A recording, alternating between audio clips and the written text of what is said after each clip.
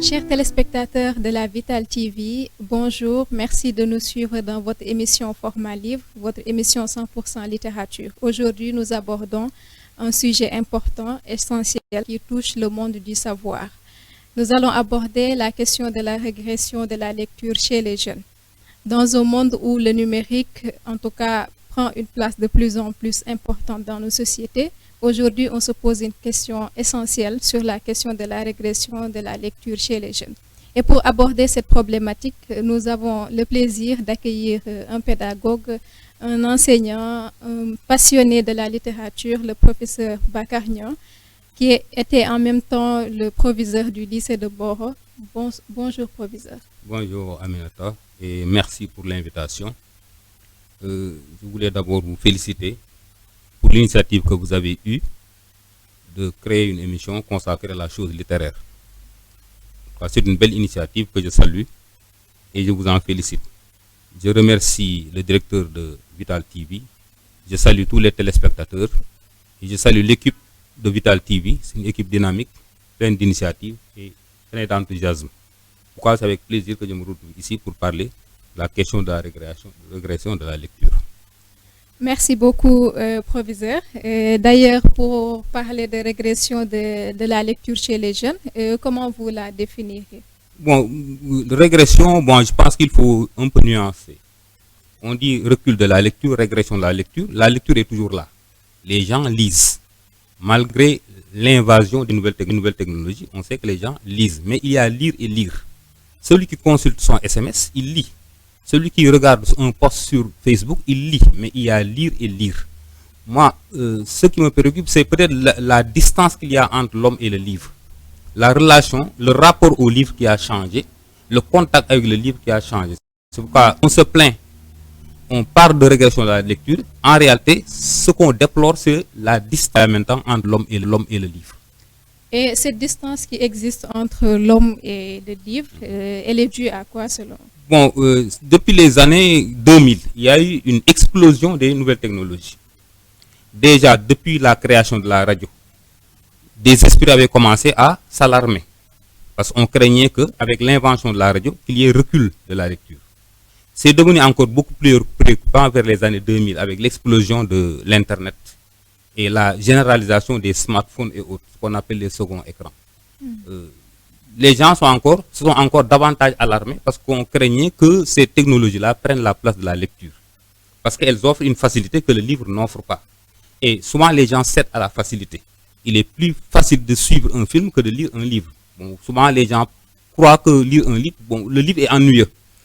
Entre regarder une adaptation de Germinal ou bien les bouts de bas de Dieu à la télé, les gens n'hésitent pas. Et lire le roman, les jeunes n'hésitent pas. Bon, ils pensent que c'est beaucoup plus simple, beaucoup plus facile de se contenter de regarder l'adaptation télévisée ou bien l'adaptation cinématographique que d'aller lire un livre. C'est un peu ça. Il y a une sorte de paresse intellectuelle ambiante créée par les nouvelles technologies. Une facilité qui constitue un piège dans lequel tout le monde est tombé. La majorité des jeunes sont tombés parce qu'on préfère la facilité de l'audiovisuel à peut-être la rigueur de la lecture. Oui, on parle souvent de facilité de l'audiovisuel, que voilà, il y a plus de rigueur, il y a plus cette envie, en tout cas, d'aller découvrir ce qui se cache derrière les livres. Mais est-ce que c'est pas aussi lié à l'environnement dans lequel peut évoluer la personne? C'est de l'environnement global, hein, parce que tout le monde est pris au piège des nouvelles technologies. Si vous regardez la place qu'occupent les réseaux sociaux, TikTok, Facebook, etc., les films, Netflix, etc., les gens sont essentiellement tournés vers l'image. Ça peut être pédagogique, mais c'est cette facilité-là qui entraîne la plupart des gens, grands comme petits, hein, même les adultes sont pris dans le piège. C'est ça qui attire les gens, qui fait que de plus en plus on délaisse la lecture et on se tourne vers la facilité, c'est-à-dire le multimédia. Se tourner vers cette facilité, le multimédia, oublier la lecture. Aujourd'hui, en parlant de conséquences, par exemple, qu'est-ce que ça peut créer comme conséquence? La conséquence, c'est ce que j'appelle l'atrophie de l'esprit. Parce que pour fortifier l'esprit, pour forger l'esprit, avoir le sens du jugement, l'esprit critique, le recul, avoir une ouverture sur le monde, il n'y a rien de tel que la lecture, parce que la connaissance, l'expérience, les connaissances livresques sont irremplaçables de ce point de vue-là. Et si on laisse de côté tout cela, c'est sûr qu'on va avoir des esprits atrophiés. Moi, je les appelle comme ça. C'est une sorte de handicap intellectuel qui va nous frapper, et c'est ce que je crains pour la nouvelle génération. Donc, cette rigueur-là, vous leur demandez de faire par exemple une dissertation, ils ont énormément de problèmes. Vous leur demandez de faire même une rédaction, ils n'ont pas d'imagination, parce qu'ils ont l'esprit engoulé par les nouvelles technologies, et ils sont un peu pris par la facilité ambiante. Et ce qui fait que, bon, ce qui est à craindre, c'est ce qu'on appelle l'atrophie intellectuelle, c'est l'affaiblissement de l'esprit intellectuel, de l'esprit critique. J'avais suivi un jour, en tout cas, une intervention d'une personne qui disait, dans la mesure où les nouvelles technologies, comme vous l'expliquez, ont pris de la place, la facilité, c'est d'aller, est-ce qu'il ne faudrait pas aller vers ces nouvelles technologies-là pour faire aimer la lecture? Qu'en pensez-vous? Oui, ça, l'idéal aurait été qu'on utilise ces nouvelles technologies comme appoint pour pousser les gens à la lecture. Par exemple, moi, je vois une adaptation de Les Bouts de Bois-de-Dieu, adaptation cinématographique. Je regarde, ça doit me donner envie d'aller lire le livre. Je vois une adaptation de Germinal ou bien le Père Goriot. Je regarde l'adaptation, je dois avoir la curiosité d'aller voir comment le sujet est traité dans le livre. Quoique l'adaptation cinématographique ne puisse pas transposer tout ce qu'il y a dans le roman. Mais au moins, ça peut créer un déclic. Et c'est un peu ça l'espoir. On dit que bon, peut-être qu'on peut les utiliser comme appoint pour que ça serve de déclic, pour qu'on puisse aller pousser les jeunes vers la lecture. Malheureusement, il y a un frein quelque part. Est-ce que ce n'est pas non plus lié à la culture? Parce que, par exemple, souvent, quand ils te voient lire tout le temps des livres, ils te disent tout bab, entre guillemets. C'est-à-dire que, est-ce que nous, ce n'est pas lié à la culture, l'oralité, ou bien vous pensez qu'il y a nuance? Bon, il peut y avoir ça. L'influence de l'oralité, c'est un héritage. C'est au fin fond de notre âme. On ne peut pas s'en départir parce qu'on a une tradition d'oralité. Bon, peut-être c'est pourquoi les gens sont plus enclins à suivre les émissions radiophoniques, les émissions télévisées, qu'à lire. Parce que même notre tradition était dite tradition orale. Car tout était dit, tout était écouté. C'est peut-être la survivance de cette tradition-là qui fait qu'on ne lit pas. Mais quelque part, on sait qu'on est dans un système éducatif où où le livre a une place importante. Donc, de ce point de vue, il faut forcément qu'on revienne vers le livre. Après, l'essentiel est de savoir comment faire pour revenir vers le livre. Comment exploiter les opportunités offertes par les nouvelles technologies pour aller retourner vers le livre. Oui, effectivement, je voulais en venir là. Est-ce que l'école parvient à transmettre, genre, comme avant, ce plaisir à la lecture? Est-ce qu'il n'y a pas une certaine fracture au sein même de l'école qui fait qu'il y a eu à un moment donné... Oui, évidemment, parce que les professeurs de français même déplorent que les élèves ne lisent plus. Moi, je dis même qu'il y a des étudiants qui ne lisent pas suffisamment, ou qui ne lisent pas du tout. Il y a des élèves qui ne lisent pas, il y a de grandes personnes qui ne lisent pas, mais au niveau de l'école, parce que la lecture doit être une activité centrale au niveau de l'école. Mais on a constaté que même au niveau des établissements, on se plaint de la régression de la lecture, ou de la disparition totale de la lecture, même dans les écoles élémentaires. C'est là qu'on doit semer les germes de la lecture. Et j'ai l'impression qu'on ne fait pas suffisamment pour que ces germes-là puissent pousser. Les élèves ne sont pas habitués en bas âge à la lecture. Alors que c'est à ce niveau-là qu'il faut inculquer le goût de la lecture. Faire en sorte que l'enfant grandisse avec. Et vous parcourez les écoles élémentaires, bon, souvent l'activité lecture est apparemment délaissée. Même si vous voyez les manuels, il n'y a pas beaucoup de place à la lecture. Il y a beaucoup d'images. C'est un peu l'influence de l'audiovisuel. Bon, on est sous le règne de l'image. Mais si vous voyez les ouvrages, les manuels, c'est presque 70% d'images ou 80% d'images et très peu de texte. Vous demandez aux élèves de lire, il n'y a pas grand-chose à lire. En tout cas, c'est le constat que je fais. Quand je prends les premiers livres de lecture, quand vous regardez, il n'y a pas grand-chose. Il y a plus d'images que de texte. Et parfois aussi, bon, on peut se demander, est-ce que aussi dans la façon de transmettre, en tout cas, ce savoir, est-ce qu'il n'y a pas décalage entre la réalité de ce que nous vivons et ce qu'on propose? Par exemple, vous parlez à l'élémentaire, on pose aux enfants, en tout cas des histoires qui n'ont rien à voir, par exemple, avec leur quotidien. Est-ce que le fait de proposer ce genre de contenu ne crée pas de facto une certaine déconnexion entre l'enfant qui ne serait plus intéressé, par exemple, par quelque chose qui ne lui dit rien? Voilà, pour faire un peu machine arrière d'abord, je vais parler des écoles, parce que là également, il y a un autre problème, c'est l'absence de bibliothèque. Rares sont les établissements qui sont équipés de bibliothèques. Ou si vous trouvez une bibliothèque, il y a des livres avec des rayons recouverts de poussière. Vous trouvez des livres, des piles de livres recouverts d'une épaisse couche de poussière, ça veut dire qu'on ne les touche pas du tout. Ça veut dire que ça nous ramène au problème de départ. Donc, soit il n'y a pas de bibliothèque, soit s'il y a des bibliothèques, les bibliothèques ne sont pas très bien fréquentées. Bon, l'autre problème, c'est au niveau de l'élémentaire. Vous avez bien dit, ce qu'on appelle les livres, les lectures de jeunesse. Parce que pour habituer l'enfant à la lecture, il faut qu'il commence par des lectures de jeunesse, ce qu'on appelle les premières lectures. Mais ce qu'on constate, c'est qu'au niveau de l'édition au Sénégal, bon, actuellement, on est en train de faire des efforts, mais au niveau de l'édition, on est dépourvu. Il n'y a absolument rien à mettre entre les mains des élèves si vous voulez les pousser à faire de la lecture, surtout les premières lectures. Et ce qui fait que c'est un peu difficile. Vous n'avez que des livres importés avec la culture occidentale, et ça, parfois, ça les rebute un peu, surtout en tant que jeune africain. Mais si vous donnez, par exemple, des premières lectures avec des contenus africains, bon, je vois de petits ouvrages très bien faits, et des contenus africains, vraiment, là, ils s'identifient au récit, ils se retrouvent, peut-être que c'est plus facile à part de là de jeter les bases pour faire des amoureux de la lecture plus tard. Donc, le problème, si c'est en réalité, c'est un problème de contenu, mais il y a d'abord le problème de la disponibilité des supports. C'est ça le problème principal. Et pour créer un pont, revenir dans la sphère familiale, par exemple, dans quelle mesure dans la sphère familiale aussi on peut contribuer à pousser ses enfants dès le bas âge à s'adonner à la lecture? Pour moi, ça c'est extrêmement important. C'est au niveau de la famille qu'il faut régler le problème. Bon, on peut échafauder des solutions, mais toutes les solutions ne peuvent pas me paraître aussi réalistes que la solution qui prend sa source au niveau de la famille. Parce que il est très facile d'habituer un élève à la lecture.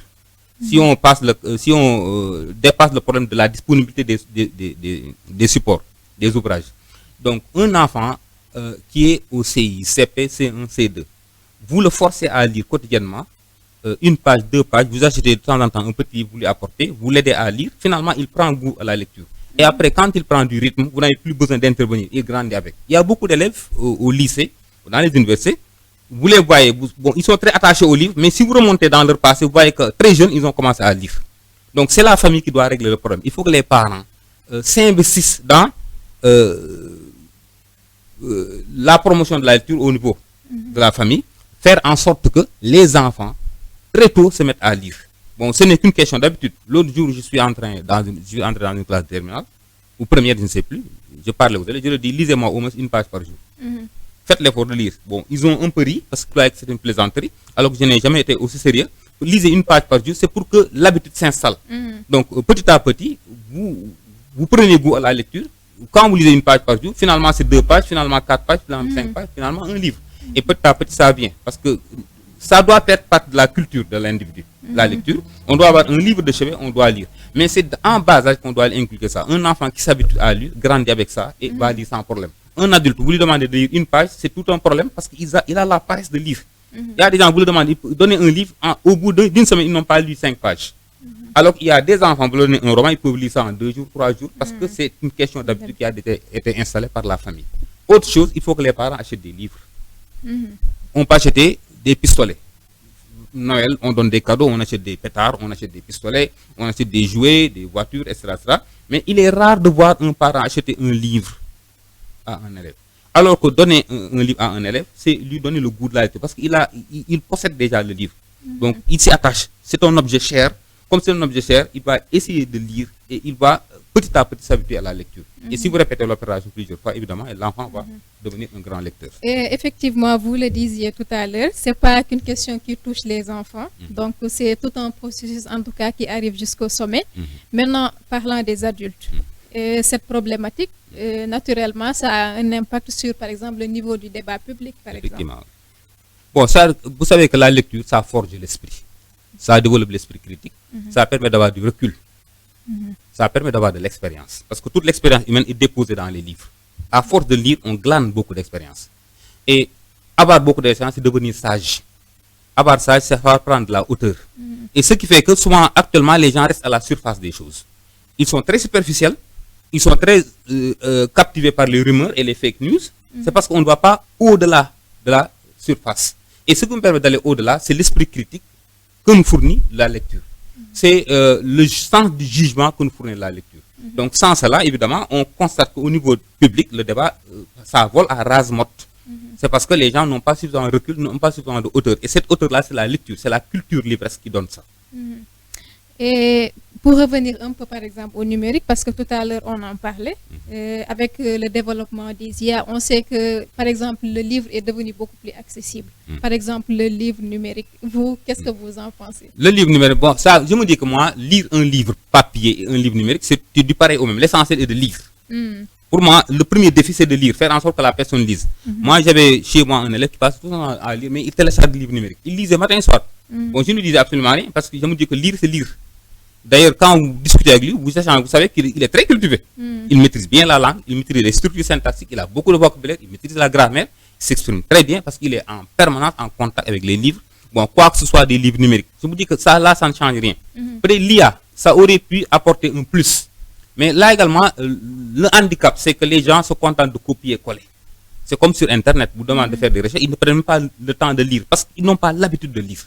Parce que tout cela doit être précédé par l'habitude de lire. Ce sont des mécanismes qu'on doit installer qui font que la personne devant un texte puisse prendre du recul, puisse prendre le temps de réexaminer le texte avant de se l'approprier. Et c'est ça le problème.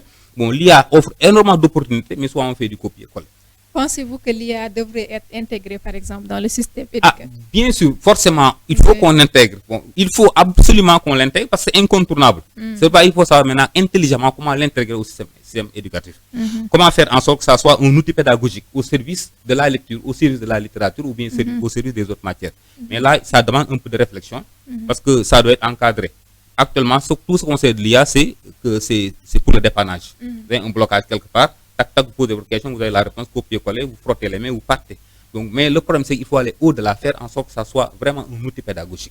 Après que la réflexion a commencé, et d'ici quelques temps, peut-être, on aura des réponses beaucoup plus concrètes. Et l'enseignant, par exemple, quel est son rôle dans tout ça, l'enseignant de nos jours? Oui, ça nous ramène à la question des téléphones. Oui. Quand on a voulu interdire les téléphones, on a pris la mesure d'interdire les téléphones dans l'espace scolaire. Bon, certains ont rué dans les brancards pour dire que bon, c'est un outil pédagogique, on l'utilise, tout en sachant que concrètement, la plupart des élèves utilisent ça plus de façon ludique que pour travailler. Ça, on le sait. Mais c'est là que l'enseignant doit intervenir. C'est-à-dire qu'il doit préparer, essayer de voir, créer des modules, essayer de voir par rapport à un cours, par rapport à un contenu, comment on peut utiliser l'IA avec les élèves pour dérouler une leçon. Donc là, ça peut être important. Mais là, ça dépend du niveau de formation du professeur qui doit être suffisamment éveillé, suffisamment à hauteur pour pouvoir utiliser l'IA avec ses élèves pour pouvoir dérouler les enseignements. Mais forcément, on sera obligé de l'intégrer. Et là, c'est un défi pour les enseignants qui doivent se mettre à la page. Il y a des gens qui sont technophobes, ils ne touchent pas à l'informatique, ils ne touchent pas à l'IA, ils ne savent même pas ce que c'est, alors qu'actuellement, dans le monde actuel, ils sont obligés de s'adapter. Et effectivement, en parlant d'adaptation, d'autant plus qu'il y a eu énormément de plaidoyer. Les jeunes ne lisent pas, les enfants ne lisent pas, on en parle partout.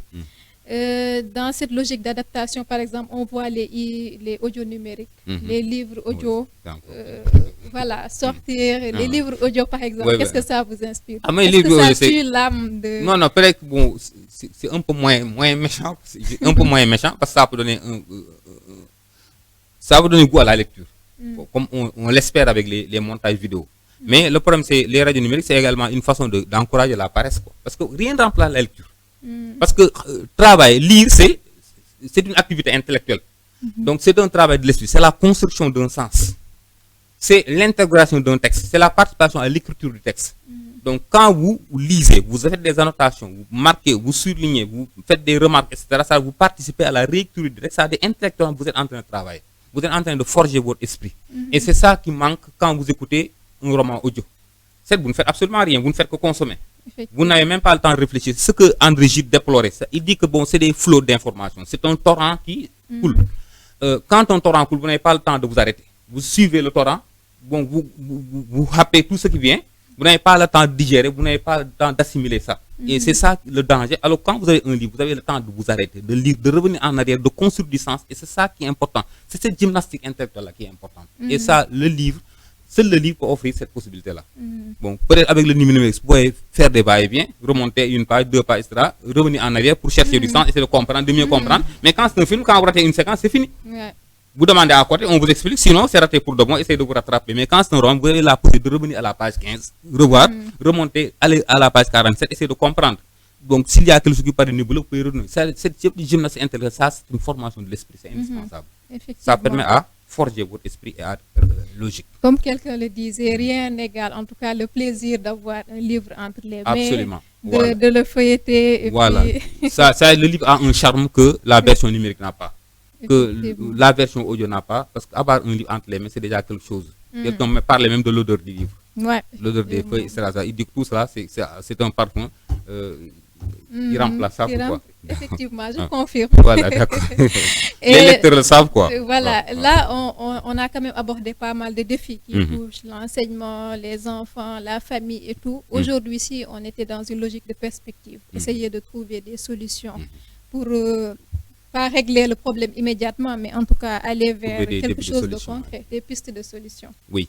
Bon, la première solution, je l'ai abordée tout à l'heure, c'est au niveau du cercle familial. Il faut que les parents fassent l'effort d'habituer les élèves à lire. Un élève qui lit est un élève sauvé. Une tête bien faite, c'est une tête qui lit. Un élève qui a l'habitude de lire, vous le comparez à ses camarades qui ne lisent pas, il n'y a pas photo. Passez-moi l'expression. C'est sans commune mesure.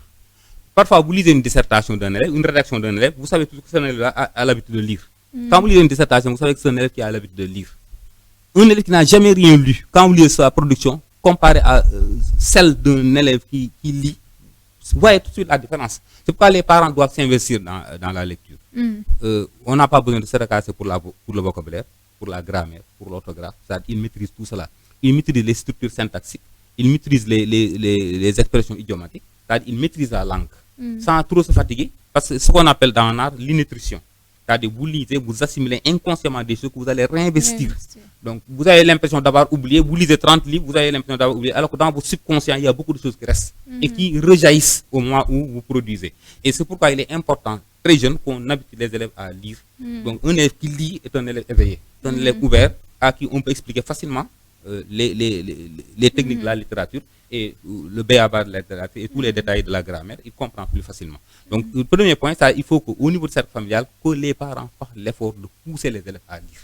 Acheter des premières lectures, des livres jeunesse, les donner aux élèves, les suivre, leur demander de faire des comptes rendus, de leur poser des questions dessus, leur demander de lire un autre livre. Bon, s'il le faut, les récompenser. Si vous lisez 2 ou 3 livres, etc., je vous donne chaque fois que je vous achète ceci ou bien ceci. C'est pour pousser l'enfant à lire. Donc c'est installer le mécanisme, installer le goût et l'habitude. Dès que c'est fait, c'est réglé. Il ne pourra plus s'en passer. Jusqu'à présent, il y a des adultes qui ne peuvent pas se coucher sans lire. Il peut rester une semaine sans lire un livre. Bon, l'autre problème, l'autre solution peut-être, c'est les bibliothèques. Il faut des bibliothèques. Je me rappelle, centre culturel Bressengo, centre culturel français, centre culturel ça, moi j'ai fréquenté ça. Vous voyez, il y avait des bibliothèques publiques. Vous allez, vous empruntez un livre pour deux semaines, vous allez des livres pour 2 semaines, vous allez vous les ramener. Il y a une salle de lecture, les gens s'y retrouvaient. J'ai trouvé beaucoup de gens, des amoureux de la lecture, qui se retrouvaient là-bas, qui lisaient. Donc il faut qu'on remette au goût du jour les bibliothèques publiques. Parce qu'il en faut. À Dakar, il y en avait, mais elles ont toutes disparu. Dans les écoles, il faut faire revivre les bibliothèques, les recharger et surtout pousser les élèves à fréquenter les bibliothèques. Et créer, en faire un environnement convivial. Il faut que ça soit une bibliothèque conviviale qui puisse attirer les élèves pour qu'ils comprennent que c'est un cadre où ils doivent se rendre pour lire avec plaisir et lire pour se former et pour se cultiver. Donc il est important donc qu'on ouvre des bibliothèques publiques, que dans les écoles, il y a des bibliothèques qui sont des bibliothèques entièrement équipées. Bon, l'autre problème peut-être c'est rendre accessible le coût du livre. Là, également, c'est un vrai problème. On a parlé de fracture quelque part, mais la fracture, la première cause, c'est l'accessibilité du livre. Les éditions africaines sont extrêmement chères. Il y a des romans classiques français, mais qui sont hors culture. On ne s'y retrouve pas tellement. À 1000 francs, vous avez un livre, un classique africain, un classique français, le Cid, etc., Andromaque, des trucs comme ça, vous avez ça. Mais les gens ne s'y retrouvent pas. Même les Français ne se retrouvent plus dans ces littératures-là. Mais quand vous voulez un roman typiquement africain, ce sont des romans qui coûtent cher. C'est autour de 10 000 francs. Bon, si vous n'êtes pas super en nanti, vous ne pouvez pas lire. On doit installer et multiplier les bibliothèques dans les quartiers, dans les établissements, et partout où les gens ont besoin d'accéder aux livres et rendre les livres accessibles. Bon, le principal enjeu, c'est de rendre les livres accessibles. Et aussi, il faut favoriser les éditeurs, les écrivains locaux. Parce qu'il faut qu'on propose aux jeunes, pour les intéresser à la lecture, à notre contenu. Si vous leur donnez des livres extravertis qui transposent la culture de l'autre, ça va leur paraître un peu rébarbatif. Maintenant, pour les capter, pour les captiver, il est bon que ce soit des livres qui soient centrés sur les contenus, sur leur propre culture. Pourquoi il est bon de favoriser les écrivains et les éditeurs locaux faire en sorte que les livres puissent être accessibles, que les livres puissent refléter leur culture et puissent les intéresser d'une manière ou d'une autre. Merci en tout cas pour ces pistes de solutions qui me semblent intéressantes. Maintenant, pour en revenir un peu au niveau localement, aujourd'hui, quand on l'analyse au niveau macro et au niveau micro, on peut dire qu'il y a différence. Aujourd'hui, à Mboro, quel est par exemple votre plaidoyer à l'endroit des autorités pour mieux favoriser cette lecture-là chez les jeunes et les adultes? Oui, c'est peut-être que ce qu'on va dire peut-être à la mairie, aux autorités municipales, c'est qu'elles ont l'obligation de mettre sur place une bibliothèque municipale. On en parlait de temps en temps. Il faut une bibliothèque municipale à Mboro. On le dit, mais il faut qu'on le fasse. Mais il ne suffit pas simplement de faire une bibliothèque municipale, il faut en faire un cadre accueillant. Quand une bibliothèque est un lieu rébarbatif, repoussant, ennuyeux, sombre, obscur, mal éclairé, les gens ne viennent pas. Mais si vous mettez toutes les commodités, vous faites en sorte que ça soit un endroit accueillant, un endroit où il fait bon séjourner, bon, les gens vont venir. Donc, il faut que ça soit une bonne bibliothèque bien équipée, mais une bibliothèque où il y a toutes les commodités, où les gens se rendront avec plaisir. Donc, ça, c'est important. C'est un défi à relever pour la municipalité, pour participer à ce combat contre la régression de la lecture. Bon, dans les établissements, le lycée de Mboro a une bibliothèque, mais une bibliothèque moribonde. Bon, c'est juste des ouvrages scolaires qu'on vient prendre pour faire cours et pour repartir. Il y a quelques livres que des élèves viennent prendre de temps en temps, mais ce sont des bibliothèques qu'il faut ressusciter. On doit faire revivre ces bibliothèques-là, en faire des centres de recherche documentaire, des centres vivants où les élèves vont se retrouver pour reprendre contact avec le livre et passer des temps à lire, comme par le passé. Le CEM Mboro 2, je pense, a eu l'initiative de créer une bibliothèque, mais il ne faut pas créer une bibliothèque pour une bibliothèque, il faut faire vivre la bibliothèque. Une bibliothèque en tant que telle, qui n'est là que pour être une bibliothèque, ça ne sert à rien. Donc une bibliothèque qui n'est pas fréquentée n'est pas une bibliothèque. Donc il faut faire en sorte que ces bibliothèques-là soient fréquentées par les élèves et trouver des mécanismes pour inciter les élèves à fréquenter les bibliothèques. Des ateliers d'écriture, par exemple. Des ateliers d'écriture, des cafés littéraires. À un moment donné, au lycée, on avait pensé à ça, faire en sorte que les gens s'intéressent aux livres. Mais pour les intéresser aux livres, il faut d'abord attirer les élèves qui aiment la lecture et qui aiment l'écriture, organiser des cafés littéraires, organiser des cafés débats, organiser des ateliers d'écriture, des ateliers de poésie, des ateliers d'écriture romanesque pour que les élèves puissent s'intéresser aux livres. Et petit à petit, ils vont entraîner les autres. Organiser des concours, faire des prestations, organiser des séances de lecture. C'est important pour que les gens découvrent le plaisir de la lecture. Merci beaucoup pour ces recommandations, pour ce plaidoyer qu'on espère atteindra en tout cas les personnes qui sont ciblées. C'était intéressant d'avoir ce cadre d'échange, voilà, de réfléchir et puis de proposer des solutions. En tout cas, ça a été un plaisir de vous accueillir dans notre plateau. Votre dernier mot? Merci, le plaisir est partagé. Encore une fois, merci pour l'invitation et merci à l'équipe de Vital TV que j'encourage. Je suis vos actions. Je vois toutes les initiatives que vous prenez pour participer à la vie culturelle, pour constituer des archives pour la commune de Mboro, pour la communauté. C'est des actes louables et je vous encourage à aller de l'avant et je vous remercie pour l'invitation. Et mon seul souhait, c'est qu'un jour, on voit apparaître une bibliothèque municipale à Mboro, qu'il y ait dans les écoles des bibliothèques vivantes, qui ne soient pas seulement des bibliothèques. Et ailleurs aussi, qu'il y ait beaucoup de bibliothèques publiques, qu'on redonne vie aux livres, qu'on redonne vie à la lecture. Parce que c'est important. Il y va de la formation des générations futures.